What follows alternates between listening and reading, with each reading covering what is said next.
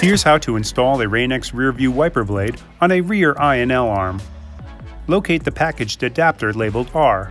To install, align the R adapter so that the arrow on the top is pointed in the same direction as the arrow on the wiper blade base. Press the adapter onto the wiper blade until it locks into place with a click.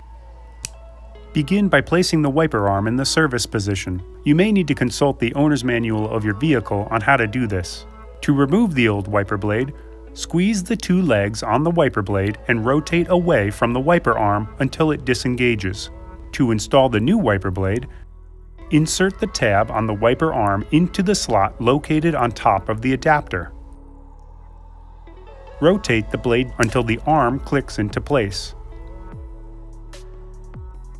Installation is complete. You are now ready to outsmart the elements with Rain-X RearView.